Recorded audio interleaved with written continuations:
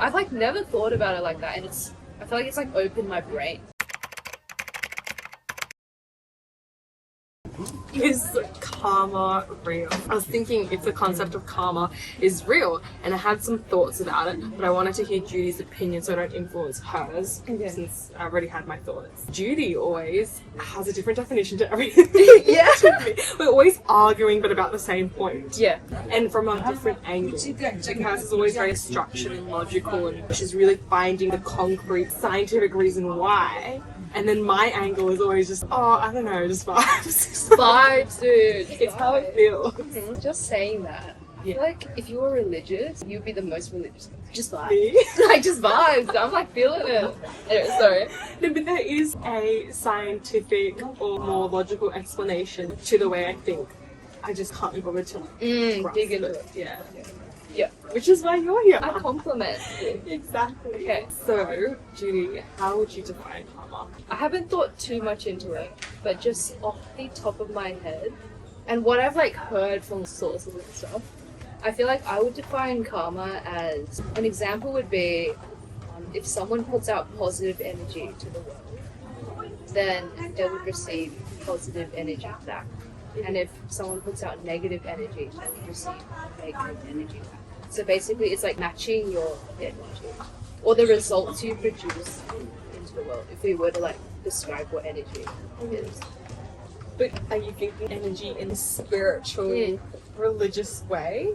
Is that how you perceive energy? Okay, for energy, if I were to drill down, because I feel like I do go for vibes, but I feel like I'm a hypocrite if I can't define something. So I'm going to try and define what energy is.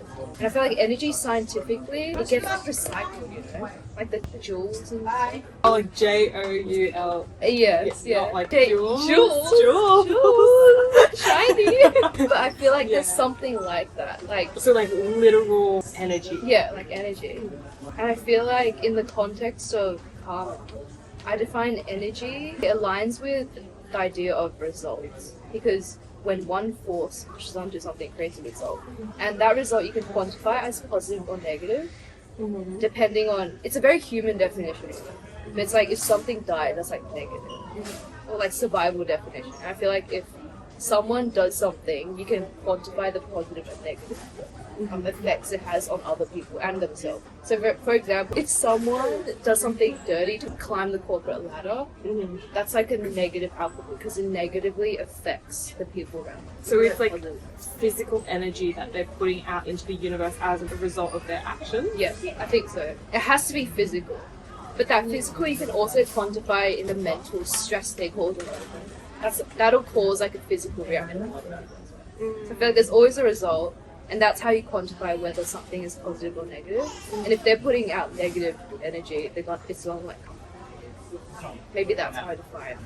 But like, come back in a spiritual way. In like the results, it's like a chain of events, and somehow that will like loop back to it.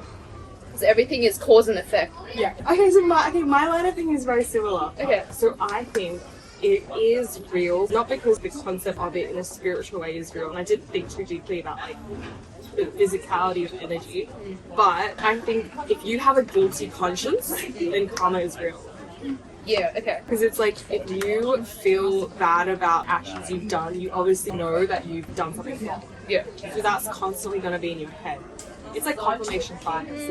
Manifestation. Yeah. So it's like now that when you do something and something bad happens, you're going to be like, oh, because of your guilty conscience or something bad you did, you're going to subconsciously associate with something bad happening with this bad thing that you've done. So in that sense, I think if you have a guilty conscience, if you're a normal, sane person, then karma is real. If you're a psychopath, I don't think it's real. Is it because they don't perceive the bad karma coming towards them as Yeah, in a way. Like they just don't think that what they've done is wrong. They don't feel any regret for anything that they've done. They don't feel bad. So it's like whatever happens next, there's no confirmation bias. If a bad thing happens, I don't think it's directly related to the bad thing you've done, but you will perceive it that way as a normal person. But as a psychopath, if something bad happens, they're just gonna be like, oh, something bad's happening. Nothing related to this because I don't even feel bad about this thing that I've done. I don't know how a psychopath thinks, but I feel like there's a dissociation between them and the things that are happening around them. So, yeah, with things that are just psychopaths in a way. I don't know. That makes sense to me. I think you brought an approach that I didn't think of. It's like it depends on the internal. Like whether you perceive more about like the psychology of people rather than just the effect. like science. Yeah. Like, yeah. Very side note, but we started like a debate club in our friend group, and we took sides, and the topic was, does effort have intrinsic value? What does intrinsic value mean? Intrinsic value means it itself has value. Like it doesn't matter what it produces as a result. Yeah. So it itself has value. But I was on the side of force, so effort does have intrinsic value. Okay. Yeah. That's yeah. And I was thinking about it in a really like straight way, but then my friend was on our same side. She thought about it in a very emotional way. I was like, oh, like I would have never thought that, but it made such a strong argument. And basically, her argument was you can't quantify effort just based on the results that it produces, because I feel like the results that it produces. Sorry. So I should want to look at this. This is like little therapy.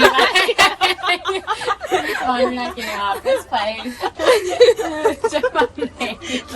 I'll leave you to it. Actual therapy though. Yeah, if it has intrinsic value because it'll always produce an emotional output, like a result. So it might not move things externally, like you might not make someone else happy, but it will internally like do something. And that indirectly. Agreed, because recently something that constantly has been playing in my head is when things feel a bit hard, I'm like, you have to do this because you are building a muscle. Like it feels hard now, but you're building a muscle to build trust in yourself that you can survive things. Yeah. So I guess that kind of aligns with what you're saying. And that's just like being a constant thing that like the other day when I was doing Unstructured Run Club, I was like, oh my god, like it was literally so, I don't know why it was so hard. I'm just like so unfit right now. Like the girl, it was really hard. But I was like, I just need to keep going because I'm like building this muscle, mental muscle, so that I can have more trust in myself to do other things. And things would be easier in a way. Absolutely. I think that ties into, we're kind of going off topic. I think that ties into like perfectionism and wanting to do it well the first time. Yeah. And like you might hit that barrier. And like the fear of failure and also getting no's. I don't know about you, but growing up, I don't think I got a lot of no's from external people because I feel like we grew up, not to 2 hour informed, but like I feel like we grew up gifted and talented in primary school. Selective. Not OC, but Nice. So I feel like that was just like confirming that yes, we are smart. Although once we reached high school, I don't know about you, but I was like, oh my god, everyone is smart, and that was like the start of my downfall, my villain era. But that was kind of like a no, not explicitly, but a no to myself. But then in work and stuff, I feel like I don't receive enough no's to be able to deal with failure. More no's? I don't know. Should you? I think you should. Like I don't Like call you out if something is like for sure. Yeah. rather than just being like, oh yeah, Gina. Yeah. You did. Yeah, like don't keep confirming it because it's like a muscle that I haven't built. Yeah. And the reason I bring this up is perfectionism. Yeah, like fear of failure. If you keep getting yeses, you're gonna be like, oh, I'm like doing well. I'm being perfect. Yeah. And if one day you do try and do something and you don't reach that perfect, I feel like you just got fall. Very, very like. I feel like I'm personally like trying to also grow that muscle of not wanting to achieve perfectionism and being okay with just daily improvements. Yeah. I have two thoughts from when you were talking. Okay. These are also thoughts that have been constantly playing in my head over the past few months. So the first one is fail fast, succeed fast. So that goes with anything. For example, learning a language. Me saying before, I felt embarrassed to like speak Chinese to people who speak Chinese fluently. But like you just gotta do it because like the more mistakes you make, the faster you'll learn. Yeah. And then same with like when I was snowboarding in Japan, I'm still pretty beginner, but now I'm like a lot better than I was. But it's like every time I would fall down, I'd get back up instantly because I'm like, how fast is it? And they're like, and literally my instructor was like, they were calling me, oh, the genius, you go so fast, you're like born to snow. They're complimenting me so much. It's literally because just don't be afraid to fall, right? Just get back up and try. Something really annoyed me. I was like going down the mountain. I wanted to try like switch side down a steeper mountain. And then my instructor, he's only actually been snowboarding for a year, which I was like, why the fuck are you even teaching me? Yeah. Maybe he's the genius of his like. Oh, I don't even think he's that great. I was thinking the opposite. I was like, why are you even like, why? What did I hate A dragon. And he was like, oh, don't do it. And then I was like, Okay. in my head, I was like, don't tell me to not do it because how are you going to learn? How are you going to grow if you don't try things? Yeah. Right? Yeah. So like it was a really steep mountain, and obviously like I'm not that good, but like if you don't try, then you will never succeed. Yeah. Right? Exactly. Yeah. So I'm like, yes, I'm gonna fall, but it's powder snow, it's fine. And I'll be like, oh, should I do it? He's like, no, don't do it. I'm like, I'm gonna do it. I'm gonna fucking do it. Like, what do you mean? Why was he like no to do it? Because he himself is scared to do it. Okay. Yeah. And like by doing it, you will seemingly fail. Yeah. You're gonna fall down. Yeah. But to me, that's not failure. To me, it's like, oh, okay, now I know next time to maybe like lean more forward or to like, you know, if I keep trying, I will get it. Yeah. Yeah. I just gotta keep trying. Yeah. If you don't even try, you will never get it. Yeah. Yeah.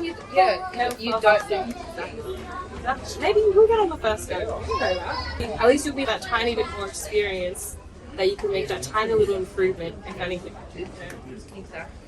Second thought I had was you were talking about like fear of failure, all that stuff, and I was actually thinking another thought I've been having a lot. Everything is iterative. And I think I was thinking this because in one of my design courses they were talking about the design process being really iterative and stuff. Like everything in life is like very iterative. I think I constantly was having that thought, just like looking at things in my life. And even when I was cleaning my room yesterday, I plated everything that I wanted to put in one section. I don't know how I'm gonna clean it up, but I knew everything of this one thing is gonna be here. For example, or like my books are gonna be here. Don't know how it's gonna look. But then I'm like, oh, it's iterative. Like this is just the first iteration. First step, yeah. The first step. You're just gonna take like that first step and keep doing better and better. So I guess that all ties together. Yeah, everything is iterative and I'm constantly thinking. Because it's like anything you think about in life, any like scientific concept, any sort of like artwork, any architectural house, like anything around us, any these pillars, like they're all built throughout an iterative process. They don't get And it on the first go.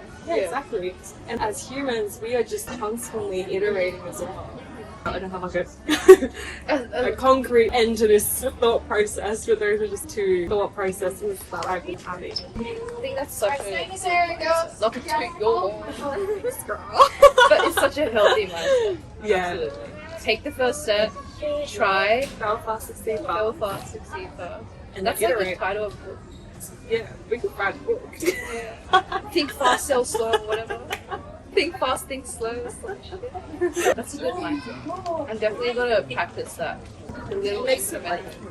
Yeah, less scary to do things if you think that way as well, because it's like you know that you are gonna find success, even if it's just like the tiniest little step in like whatever you're doing. Yeah, it's like, oh, I can't do this, but then it's like, why not? I guess it's like back to your debate about effort. Even And results, yeah. like even the tiniest result might not be what you thinking or expecting, but even in like the tiniest way, there is definitely something that you'll learn. Yeah, but exactly. And that in itself is the result. Yeah. Whether on surface level it's like positive or negative. Yeah. But I guess to like bring it back to the point of like karma. Oh yeah. It's super like internal. It's how you perceive it, like as like positive. And I think I've like never thought about it like that, and I feel like it's like opened my brain. Like everything we have to bring it back to the person. Psychology of the human. Yeah. It's you. But Yeah. if you believe in it or not, Yeah. it's you that you're outputting that Yeah. energy. That's great. So do you yourself believe? Not in a spiritual way, but I believe in it in a confirmation bias way. Yeah. Okay. Yeah. So it's like if I do something bad, I don't think that the world is inherently gonna give me something bad in return. But if I like just trip over something immediately after, I'm like, oh, that was karma. Yeah. Because I'm associated that. Yeah, Like, that I makes so much deserve it. sense. I deserve something bad because I just did something bad. That makes so much sense. But yeah, that's the thing. Not to go back in that circle, but if you're a psychopath, like you wouldn't even think that. Yeah. It's like I just tripped. Oh, two separate events. Yeah. Not like I tripped because I feel bad because I like did something bad. So my brain was like associating. It's just like, oh, I did something bad and then I tripped. Life goes on. Yeah. Maybe we should all just be psychopathic. Yeah, we need to learn from them. My life would be so much Detachment. more productive. Yeah, law of detachment. I hope the audio picked up. I don't know how good it is, but yeah. That was so good. On I'm so to good at this. hunting for shelves. Corner shells. Okay, bye. Bye. Was it recording? Yes. What the hell? This tripod setup is crazy. What the fuck? You gotta do what you gotta do. Literally like grasping on my thread. Judy was trying to gaslight me into being religious. I was not. We were arguing the same thing. I'm like, I cannot. We should have recorded that. That was a sore topic. That was a sore topic.